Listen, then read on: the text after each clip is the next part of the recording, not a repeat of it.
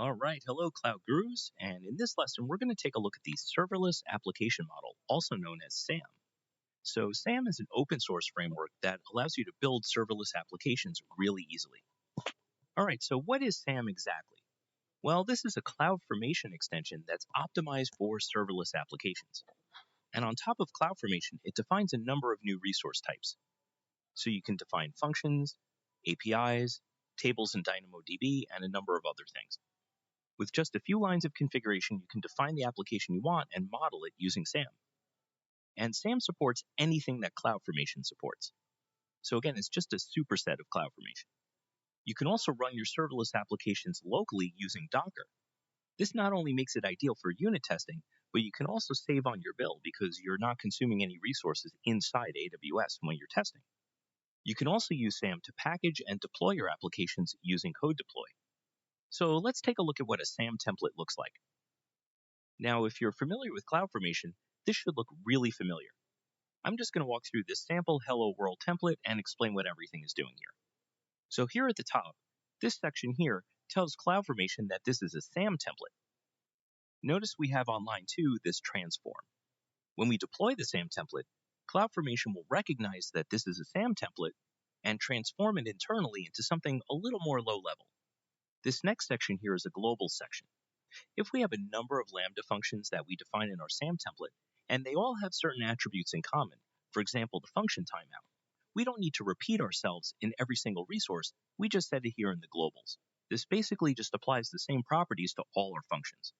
Now, like with CloudFormation, we have our resources section, and as we can see here on line 11, this is one of the new serverless types, AWS Serverless Function.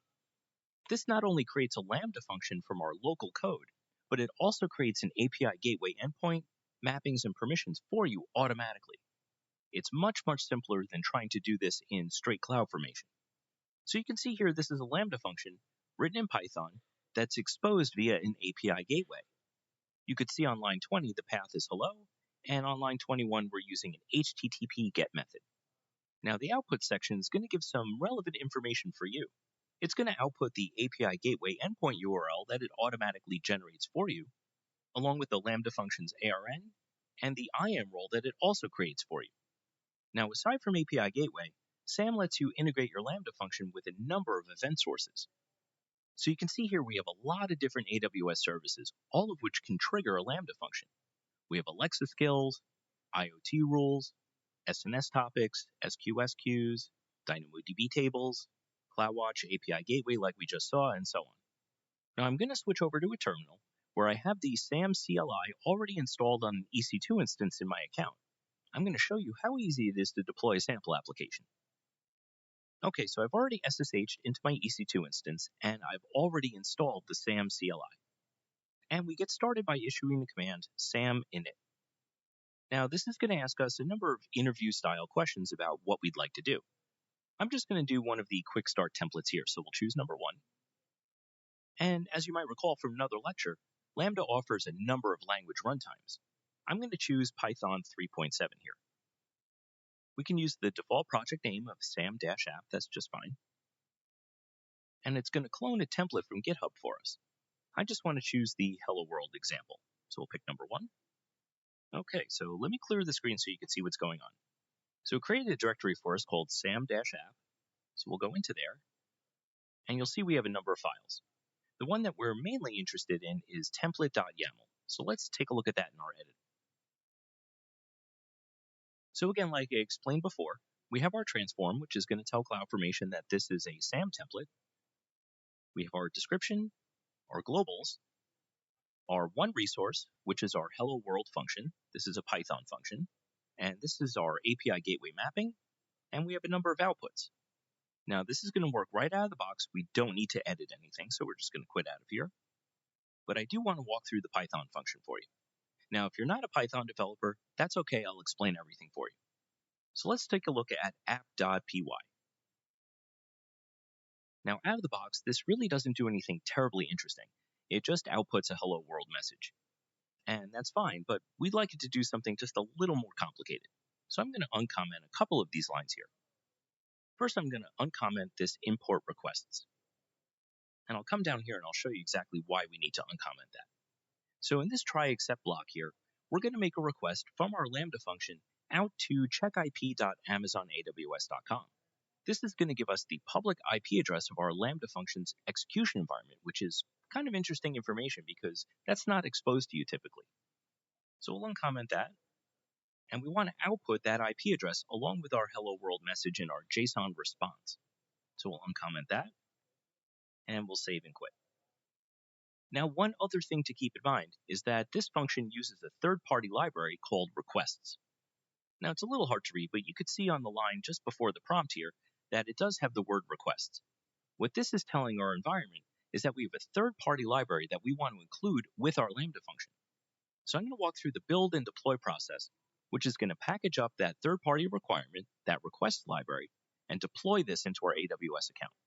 So let's back up to our parent directory here, and we'll do SAM build. All right, so our build succeeded. Let's clear the screen one more time. So now we're going to deploy our application using SAM deploy --guided.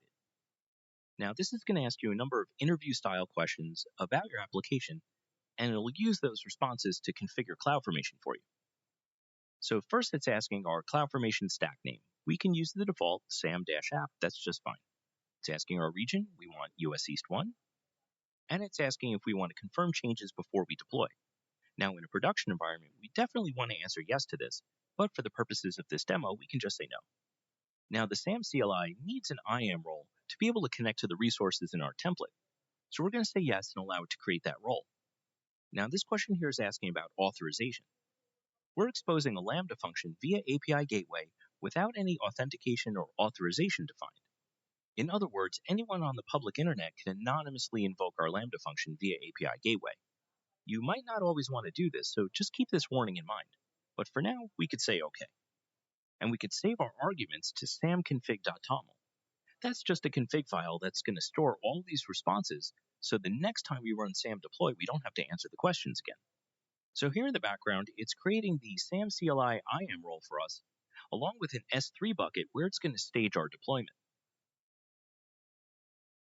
Okay, so now it's creating our CloudFormation stack change set for us. You can see all the different resources that it's creating for us. So we have our Lambda permission, our IAM role, the Lambda function itself, and the API gateway deployment, stage, and REST APIs. Okay, so it's all done. And you can see in the output section, the IAM role created for our Lambda function, the API gateway endpoint URL, which we can use to invoke our Lambda function, and the function's ARN itself. Now, before we execute this, I want to switch over to the AWS Management Console and walk through everything that was created for us. So let's go to API Gateway, and you can see it created one API here, which is a REST API called SAM-app. We can see we have one resource here called hello, and this responds to a GET request. The request comes in, and it's proxied to our Lambda function. So let's take a look at that. We can see our Lambda function here, hello world function, which is triggered by API Gateway. And then we have our function body right here.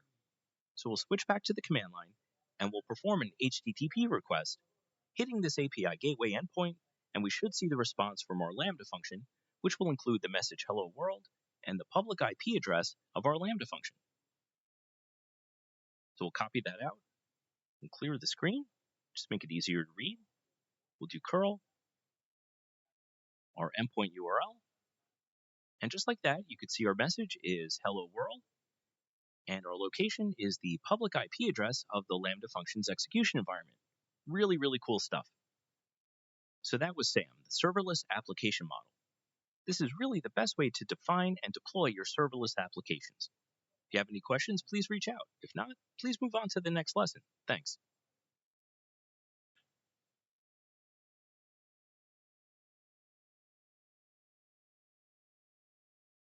All right, welcome back, Cloud Gurus. And in this lesson, we're going to talk about the Elastic Container Service, or ECS. Now, this is by far one of my absolute favorite AWS services, and if you're a developer like me, I think you're going to like it too. So let's jump right in. Now, before we talk about ECS in detail, we need to talk about containers and Docker. So what is a container? Well, a container is a package, a software package, that contains an application, libraries, runtime, and tools required to run that application. So in other words, it's a bundle that contains an application and all of its dependencies. And containers run on a container engine like Docker. There are other container engines, but Docker is of course the most popular. Now you can conceptually think of containers like virtual machines, but they're really quite different, and we'll go into those differences now. Containers provide the isolation benefits of virtualization, but with much less overhead and faster starts than with virtual machines. And containerized applications are portable. They offer a consistent environment. So what do we mean by this? Well, if you're a developer and you create your application in a containerized environment, that containerized application is almost guaranteed to work identically between your local environment, say a QA or testing environment, and your production environment. You're not going to have any surprises about how the application behaves once it goes into production. So you don't have to worry about missing libraries, library version conflicts, or if you come from the Windows world, the DLL hell that you might have heard about. Now, if you look at the diagrams here, on the left we have physical or virtual machines with the various layers that compose our application. Starting at the bottom, we have our infrastructure layer, which can be our physical machine in our data center, or virtual machine running in something like VMware or even EC2 instances. Above that, we have a hypervisor, which controls how our virtual machines are allocated and operate. Within each of those virtual machines, we have layers such as our operating system, application libraries, our application runtimes, and then our applications themselves sitting on top of those layers. Containerized applications, like you can see on the right, work a little bit differently. You have the same infrastructure layers with physical or virtual machines. There's no hypervisor to speak of, and on top of that, you have your host operating system and then your container engine. This would be Docker, for example. Your containers are managed by your container engine, and they'll allocate memory and CPU on a per container basis. This will help you constrain the resources consumed by your applications. So now that we have this foundation down, let's talk about ECS in detail. So what exactly is ECS? Well, it's a managed container orchestration service that lets you run and scale containerized applications. It eliminates the need for you to manage your own orchestration, tooling, or clusters. And you can use ECS to create clusters to manage fleets of container deployments using EC2 instances or no instances at all in the case of Fargate, which we'll talk about a little bit later. You can use Docker to build and package applications into containers and then easily deploy these applications into your AWS environment with ECS. ECS will manage your cluster for you and take care of the state of the cluster as well as scheduling, running, and monitoring containers across your cluster. Now, when we talk about scheduling, what we mean is placing containers optimally within your cluster. You could define rules for CPU and memory requirements for your tasks, and the cluster is going to monitor your resource utilization for you. ECS will schedule your containers to help find the optimal placement based on rules that you define. With ECS, you can run a mix of different types of applications or tasks across your cluster. Now, this is ideal if you have a web application that runs all the time, and maybe something like an image processing job that might run intermittently. ECS can schedule and run these together in the same cluster. ECS also monitors your cluster and shows you each application's resource utilization and how much headroom is left for new tasks. ECS allows you to quickly deploy, update, and roll back containers, regardless of whether you're dealing with tens or thousands of them, making it easy to run all the different kinds of workloads that make up your application. Now, quite possibly the coolest feature of ECS is that it's free.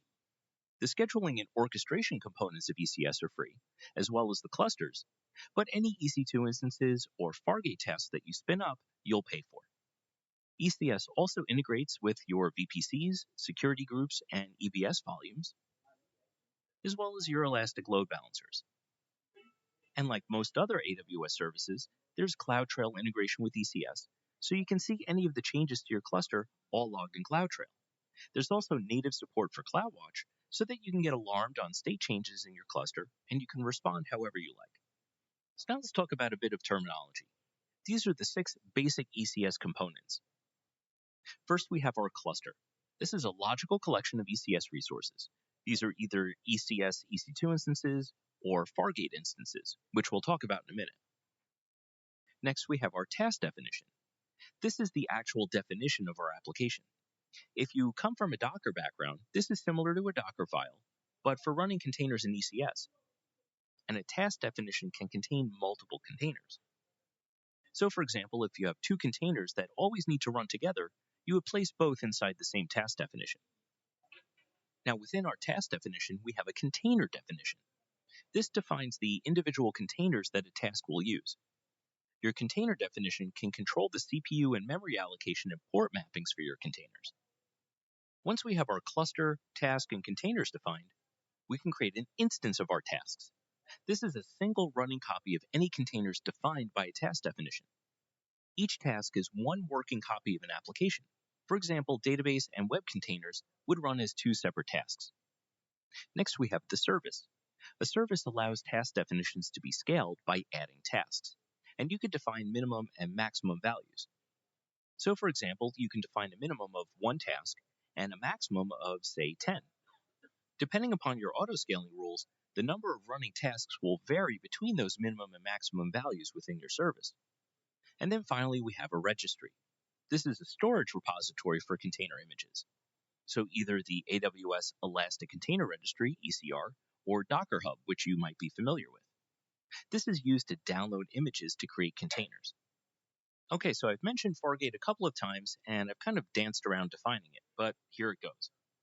Fargate is a serverless compute engine for containers that works with both ECS and EKS. EKS being the Elastic Kubernetes Service. Fargate makes it easy for you to focus on building your applications. Fargate removes the need to provision and manage servers and lets you specify and pay for resources on a per application basis. It works with both ECS and EKS, the Elastic Kubernetes Service. Fargate will allocate the right amount of compute resources that you need, eliminating the need to choose instances and scale cluster capacity.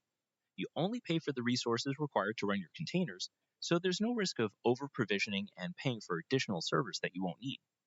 Fargate runs each task or pod, if you're running Kubernetes, in its own kernel, providing the tasks and pods with their own isolated compute environment.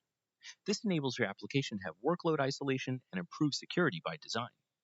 So when do I choose EC2 instances versus Fargate instances? Well, you might want to choose EC2 instead if you have any kind of strict compliance requirements that necessitate EC2 instances. If your applications require any kind of broader customization than you're able to do on Fargate, since you're not able to access the actual Fargate instance itself, whereas you can with an EC2 instance, or if your applications require access to GPUs. Now, I just mentioned EKS a minute ago. Let's talk about that in a little more detail. EKS is the Elastic Kubernetes Service. Now, Kubernetes, often abbreviated by K8S, is an open source software that lets you deploy and manage containerized applications at scale. It serves a similar purpose to ECS, but unlike with ECS, EKS lets you use the same toolset on premises and in cloud. And with Kubernetes, your containers are grouped in what's called pods. This is roughly analogous to a task in ECS. And like ECS, EKS supports both EC2 and Fargate deployment models. Now, why might you want to use EKS? Well, if you're already using Kubernetes, this is the logical choice. And if you're already using Kubernetes and have an investment in that ecosystem, but you want to migrate your application workloads to AWS, you'll consider EKS. We briefly discussed registries, both ECR, the Elastic Container Registry, and Docker Hub. ECR is the Managed Docker Container Registry in AWS. It lets you store, manage, and deploy container images. It's integrated with both ECS and EKS, and it can also work with your on-premises deployments just like Docker Hub can. It's designed to be highly available, so under the hood, it's deployed across multiple AZs within a region. It's also integrated with IAM, so you can create policies to restrict access to your container images. Now with ECR, you pay for storage and data transfer, similar to S3. All right, so let's talk about how ECS and the Elastic Load Balancer work together. Your ECS service can optionally be configured to use ELB to distribute traffic evenly across the tasks in your service. ECS services support the Application Load Balancer, Network Load Balancer, and Classic Load Balancer types. ALB are used to route HTTP or HTTPS, otherwise known as Layer 7 traffic. Network Load Balancer and Classic Load Balancers can be used to route TCP or Layer 4 traffic, and this is supported by both EC2 and Fargate launch types. Now, application load balancers offer several features that make them attractive for use with ECS services. ALBs allow your containers to use what's called dynamic host port mapping, so that multiple tasks from the same service are allowed per container instance. ALBs also support what's called path-based routing and priority rules. This allows multiple services to use the same listener port on a single ALB. An ALB is recommended over the network or classic load balancers. This lets you take advantage of the latest features unless your service requires a feature that's only available with NLB or CLB. So now let's talk about security in ECS. The most important concept you'll need to understand for the exam are instance roles versus task roles. So first, on the left side of the diagram, you see an EC2 instance with a number of tasks running inside. We have a role assigned to that EC2 instance with a number of policies applied to that role.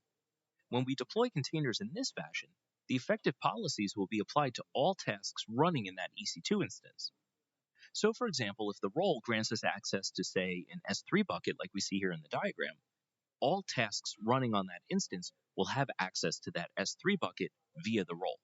Now, from a security perspective, this is not ideal because we want to follow what's called the least privilege approach to security. We only want to grant tasks access to the resources that they need. Not every task in our workload is going to need access to S3, so this can prove a security concern. For this reason, we have task roles available. You see those here on the right side of the diagram. Task roles allow us to have much more granular control over the permissions that our tasks get. Task roles will apply a policy on a per-task basis. So you see each of these three tasks here are assigned a role. Our first task receives role A. Role A only has access to S3. Our second task gets role B. This role might allow access to both S3 and DynamoDB. And our third task gets role C. In this case, it'll only have access to DynamoDB. This way, we respect the least privilege approach. All right, so now that we covered all the basics of ECS you'll need to know for the exam, let's switch over to the AWS Management Console for a demo. So in your account, if you're using ECS for the first time, you'll be greeted with a screen that looks like this. We're going to go ahead and get started. So you can see here a diagram of the different ECS objects that we've covered and how they relate to each other. So we have our cluster, within that our service, which controls the instances of our tasks, and the containers running within those tasks. We can get up and running quickly using one of these examples here. So you see we have a sample app running HTTPD 2.4. This is the Apache web server. We could choose Nginx, Tomcat, or some custom image. I'm going to use the Apache web server sample app right here.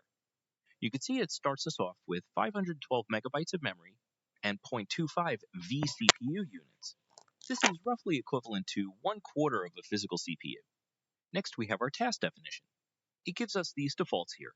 First run task definition is the name of our task. Our network mode is AWS VPC. There are a number of different modes available, but AWS VPC implements what's called the CNI, or Container Networking Interface Standard, so we'll want to choose that. It's going to create a new task execution role for us, and we're going to run in the Fargate mode. Recall, Fargate is serverless, meaning we're not going to deploy any EC2 instances for our containers to run on. And we're going to use the task memory and CPU definitions as above. Go ahead and click Next. Next, we need to define our service. This is going to maintain a specified number of simultaneous instances of our task.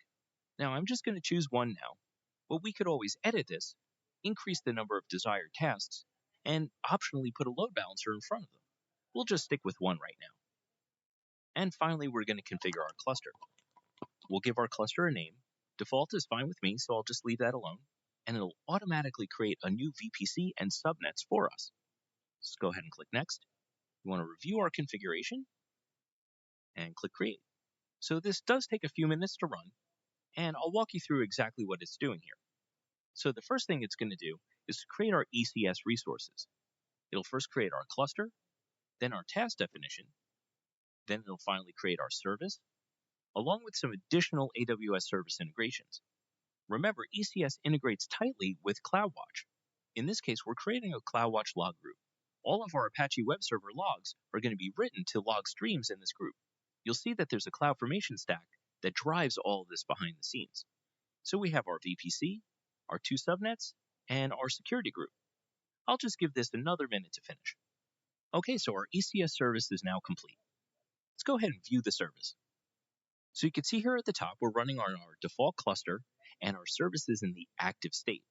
We have our task definition, and over here on the right, we have desired and pending counts. Desired is the desired number of task instances that we want running.